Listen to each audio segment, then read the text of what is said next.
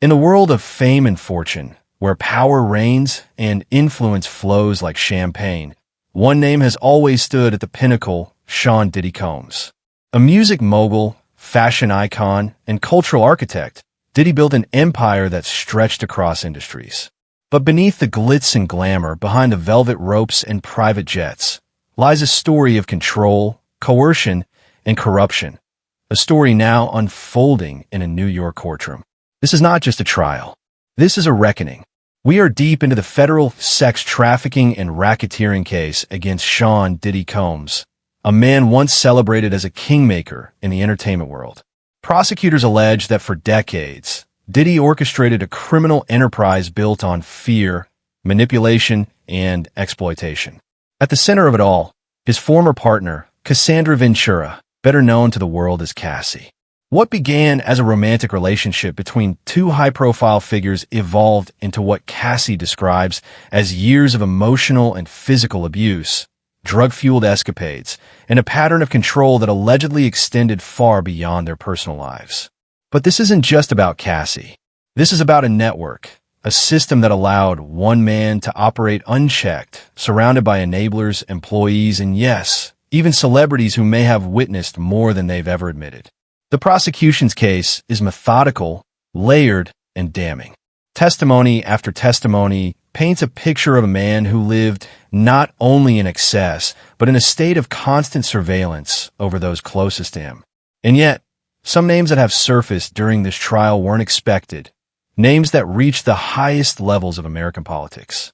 3 U.S. presidents, Obama, Clinton, and Trump, have all been mentioned in the courtroom transcripts. Not as defendants, not as witnesses, but as symbols, references embedded within a lifestyle that blurred the lines between celebrity, power, and perversion. So how do these names end up here? What do they mean in the context of this sprawling legal battle? Let's begin with the first unexpected mention, Barack Obama. One of the most shocking revelations came from David James, a former assistant to Diddy. Under oath, James described a life spent running errands for Combs. Everything from picking up clothes to securing illegal substances. But one detail stood out above the rest. James testified that he once saw Diddy take an ecstasy pill imprinted with the face of a former president. When asked which one, James responded without hesitation, Barack Obama. It wasn't a metaphor. It wasn't a joke. According to James, Obama-themed pills were part of Diddy's regular stash. A symbol of excess, or perhaps irony, in a world where nothing seemed off-limits. But why would such a detail matter in a federal trial? Drugs play a central role in the government's case. They're not just about recreational use, they're about control. Prosecutors argue that Diddy used narcotics as a tool to manipulate and dominate those around him, particularly Cassie. Cassie herself testified that she was frequently under the influence during what she described as freakoffs, hour-long sex parties involving escorts, drugs, and often Diddy himself. She said she didn't always remember every detail, but she knew one thing: she was never really free. And the evidence backs this up. Federal agents recovered dozens of pills from Diddy's Miami mansion during a raid in March 2024. Among them, pink, white, and blue ecstasy tablets, yellow and orange pills identified as MDMA, and a Ziploc bag containing what appeared to be cocaine, labeled DBL Wash, next to a rolled-up $100 bill. This wasn't just partying. This was a system, a lifestyle designed to keep people dependent, disoriented, and compliant.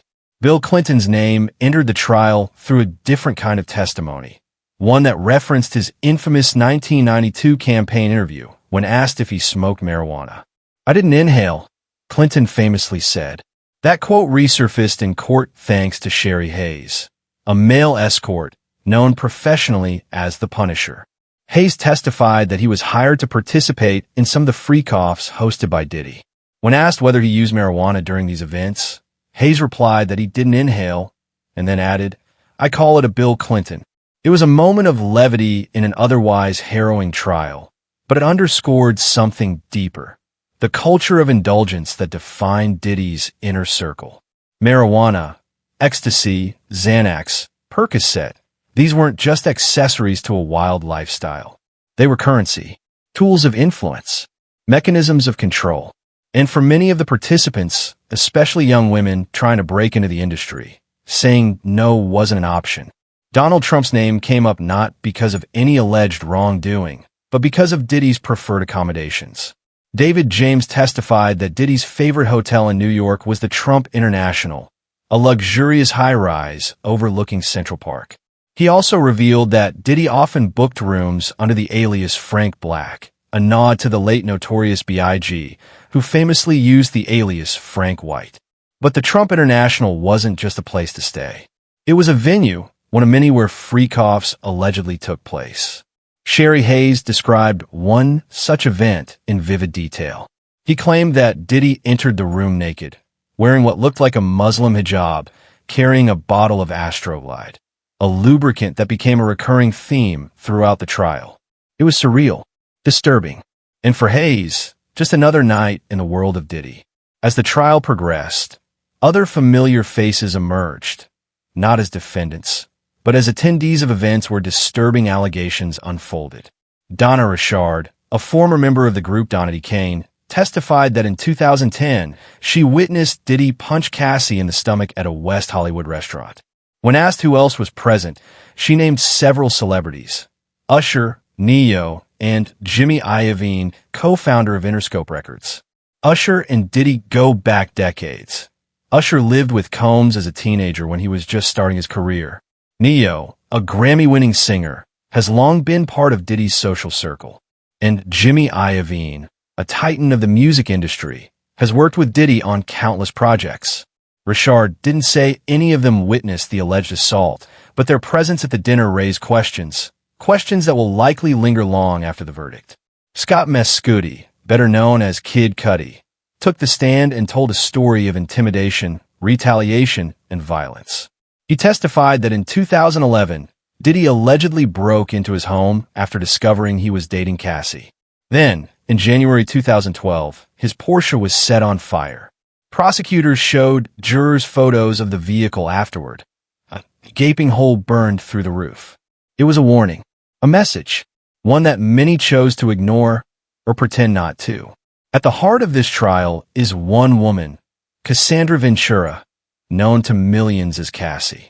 She testified early, despite being 8.5 months pregnant, a strategic move by prosecutors who wanted to ensure her availability before she gave birth. Her testimony was raw, emotional, unfiltered. She described years of manipulation, physical abuse, and psychological torment. She spoke of the Freakoffs, the drugs, the pressure to perform, and the fear of stepping out of line. She also helped introduce the now infamous CNN hotel video, a clip that shows Diddy violently assaulting her in front of security cameras. It was undeniable, irrefutable, and it sent shockwaves through the courtroom. To understand the full scope of this trial, we spoke with Barrett Bergerer, a former federal prosecutor who worked in both the Eastern and Southern districts of New York, where this case is being tried. Bergerer, this is not a domestic violence case. It's a racketeering case, and the difference is critical. In order to prove racketeering, you need to show an ongoing criminal enterprise, not just isolated acts of abuse or misconduct. Prosecutors are building their case on 3 pillars. 1. Sex trafficking by force. 2. Transportation for prostitution. 3. Racketeering conspiracy. Each charge hinges on proving that Diddy wasn't acting alone, that he had a network of people helping him maintain control, silence victims, and profit from the chaos. Bergerer, they're showing a pattern, not just one incident. Multiple victims, multiple locations, multiple instances of coercion and control. That's how you build a racketeering case. The defense strategy is clear: separate the scandal from the crime. They don't deny that Diddy led a wild, hedonistic lifestyle. They don't dispute that he had a volatile relationship with Cassie. But they argue that none of this rises to the level of a criminal conspiracy. Their central claim: consent. They argue that Cassie willingly participated in this lifestyle, that she benefited from it, profited from it, and used it to advance her own career. It's a dangerous argument, one that risks victim blaming. But legally, it's not without precedent. Bergerer, The defense wants to frame this as a moral failing, not a legal one. They'll try to convince jurors that while Diddy may be a bad person, he's not a criminal. Despite the overwhelming evidence of drug use in Diddy's life, there are no formal drug-related charges in the indictment. Why? Burglar. Some of these acts may not be federal crimes. Others might be time-barred due to statutes of limitations. Prosecutors likely made a strategic decision to focus on the bigger picture: sex trafficking and racketeering. Still, the drugs remain a crucial element, not just as evidence of a decadent lifestyle, but as tools of coercion. Cassie testified that she was often given narcotics during freakoffs, sometimes without her consent. Witnesses corroborated this, describing her as unconscious or heavily sedated during multiple events. This isn't about partying. This is about power. The trial is expected to last at least 7 weeks. Dozens of witnesses remain to testify. More evidence is expected to be released. But already, the impact is profound. This trial isn't just about Diddy. It's about the culture he represents. A culture where money silences truth, where fame protects the powerful, and where the line between consensual excess and criminal behavior becomes dangerously blurred. As jurors listen to each day's testimony, they must decide, was this a man who simply lived large, or was this a man who built a criminal empire? And if it was the latter, then justice demands accountability, no matter how famous the defendant. Should celebrities like Diddy be held to a higher legal standard given their influence? Or does that risk turning public outrage into prosecutorial overreach? Drop your thoughts in the comments. And don't forget to like, share, and subscribe for more deep dives into the stories shaping our world.